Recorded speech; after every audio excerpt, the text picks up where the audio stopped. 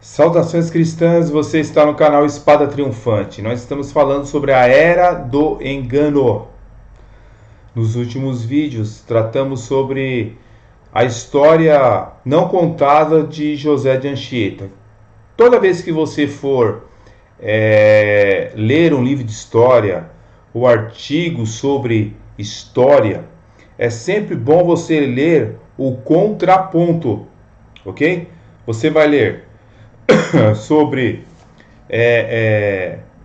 livros de esquerda, por exemplo, como esse daqui, por exemplo, você tem que ler o contraponto, certo? Por quê? Porque você tem que conhecer os dois lados da moeda. Não adianta conhecer só um lado da moeda. É assim que se trabalha dentro da história, entende?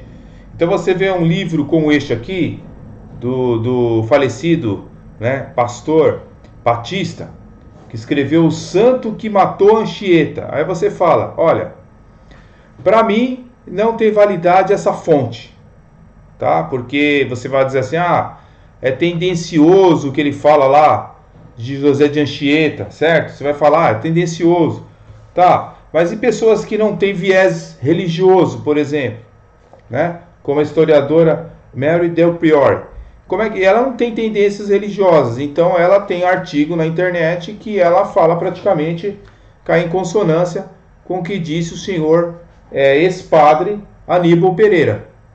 Entendeu? Então você sempre tem que ver o contraponto das coisas.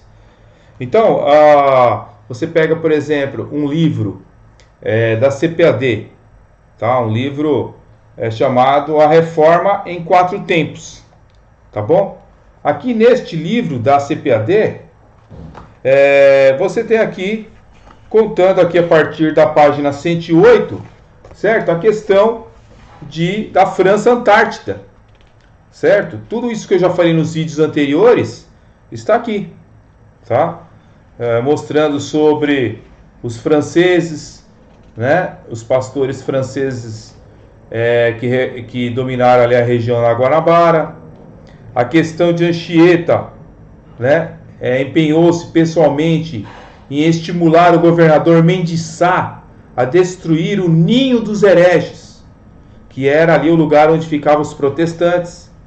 E ele dedica-se em um poema épico com largos elogios às suas qualidades guerreiras e capacidade de matar índios e destruir aldeias. Então você tem aqui documento também mostrando esse parecer aqui, tá? Então, a morte de João Bolés, o pastor, pelas mãos de Mendes Sá e também pela mão, literalmente, o enforcamento do pastor João Bolés através de Anchieta, é uma realidade incontestável. Até apresentado mesmo no livro, no filme de José de Anchieta, de 1977. Entendeu? É um fato histórico. Entretanto, ao meio de tantas histórias negras, nós vemos a canonização que foi oficializada pelo Papa Francisco no dia 3 de abril de 2014. Sendo assim, não adiantou nada Anchieta ter uma história negra, que de fato ele foi canonizado pela Igreja Romana. Então, certa vez, como eu já disse, conversando com um apologista brasileiro, nós tivemos praticamente um debate amigável, mas ele chegou a certo momento a dizer de que os jesuítas fizeram mais pela ciência do que propriamente os reformadores protestantes, aliás, os teólogos reformados, cientistas, ou seja, os padres jesuítas fizeram muito mais pela ciência do que ali os cientistas protestantes. Eu não sei o que leva uma pessoa talvez se alegrar com isso, né? Ela quer dizer o que com isso daí? Eu não sei, porque o fato é, se você perguntar quem fez mais, né? Quem fez mais pela salvação dos homens, foi os jesuítas ou foi os protestantes? Logicamente que o evangelho puro, cristalino, né, sem emendas, sem acréscimos, é lógico que foram os protestantes. A salvação é unicamente pela fé, pela graça, pela fé.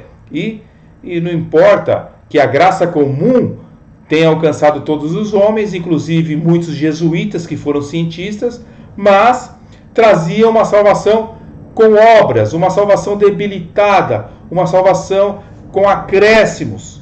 Então, quem fez mais pela humanidade, logicamente que foi os protestantes, né?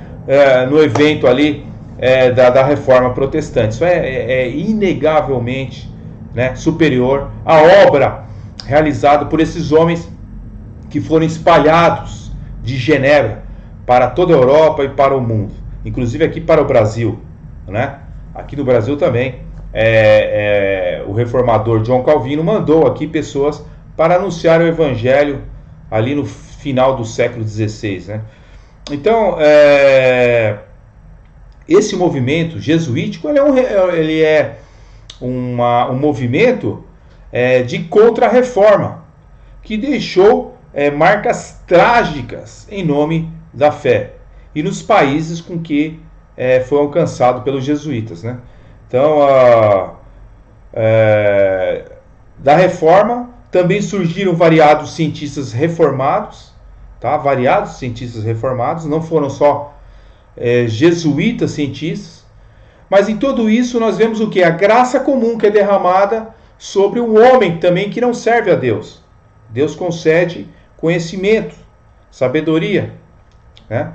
E, bem, no meu livro eu trago essa questão da seguinte forma, escrito da seguinte forma: da reforma também surgiram variados cientistas reformados, mas em tudo isso vemos a graça comum aos homens e que o número maior de cientistas não serve como aferidor para quem estava ou está na verdade do Evangelho. Mesmo que houvesse mais cientistas católicos do que protestantes, diante de Deus foram os protestantes, os cristãos protestantes, que fizeram a maior obra ao salvarem milhares de almas para o reino de Deus. Muitos cristãos evangélicos estão confusos com a história e com as fraudes intelectuais que ocorrem em nossos dias. O outro lado, é verdade que houve guerras em países que se tornaram protestantes, abandonando o catolicismo romano, e houve até excesso por parte daqueles que se libertaram de Roma. Evangélicos e católicos que creem em uma inquisição protestante, porém desconhecem os verdadeiros fatos das fábulas contadas pelas redes sociais. Se fala numa inquisição protestante, que é algo fomentado pelos teólogos e pesquisadores católicos, mas essa inquisição protestante, ela não houve. Houve guerras entre católicos e protestantes. Houve excessos também em protestantes. Cometeram erros? Logicamente que cometeram erros. Mas estamos falando de seres humanos. Estamos falando de século XVI. Estamos falando de uma Europa em guerra, fervilhando de novas ideias. Ok? Agora, há muito excesso quando as pessoas falam em inquisição protestante, tá? Se houve abusos por parte de alguns protestantes, nada se compara aos atos de intolerância perpetrados pela Santa Inquisição, ok? Até o grande teólogo Tomás de Aquino eleva a mentalidade da Inquisição, eleva o conceito da Inquisição, quando ele traz no artigo 3 da Suma Teológica, número 2, tá?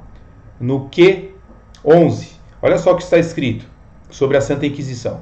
Com efeito, a questão é questão muito séria, corromper a fé, pela qual a vida da alma do que fabricar dinheiro falso. Ou seja, é mais danoso você comprometer a vida de uma alma pela eternidade do que fabricar dinheiro falso. É isso que Tomás de Aquino está dizendo, em questões de grau de valores. Com efeito, é questão muito séria corromper a fé, pela qual a vida da alma do que fabricar dinheiro falso, com o qual é sustentada a vida corporal.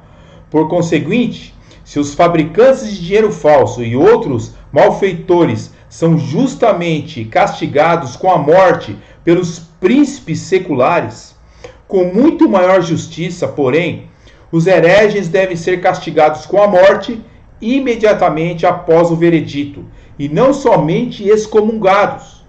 E ainda escreve sobre os hereges: e se ainda continuar obstinado no erro, a igreja abandona a esperança de sua conversão e começa a pensar na segurança dos outros, separando-o da igreja pela sentença da excomunhão. Além disso, entrega-o ao tribunal secular para que seja exterminado do mundo pela morte. Palavras de São Tomás de Aquino, ok?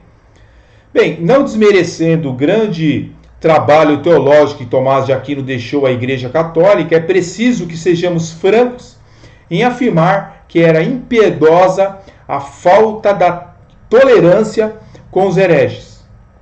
Não querendo justificar as matanças, é necessário notar que a mentalidade da época era a intolerância com os hereges. Aliás, o conceito da tolerância nem existia no período de Tomás de Aquino. Esse conceito surgiu somente em 1680, nos ensinos dos iluministas. Depois, a ideia se espalhou pela parte norte da Europa, na Inglaterra e nos Estados Unidos. Vemos com John Locke, no século XVIII, a ideia da tolerância ganhando força. Ok? Então, nem sempre existiu a ideia da tolerância. Quanto aos jesuítas da Contra-Reforma, houve abusos também por parte deles, a ponto de um Papa lançar uma bula para contê-los em alguns países, como por exemplo no Paraguai, onde no ano de 1741 havia relatos de escravidão de índios entre os jesuítas. É mole? Escravidão entre os índios, através dos jesuítas. Então baixou-se uma bula papal para que isso fosse contido. Olha só o que está escrito aqui. O Papa Bento XVI, aos 20 de dezembro de 1741, por uma bula especial, proibia os jesuítas escravizar os índios paraguaios, vendê-los ou comprá-los, separá-los de suas mulheres, despojá-los de seus bens, tirar-lhes as roupas, deixando-os nus. Portanto, tudo isso faziam no Paraguai e neste Brasil.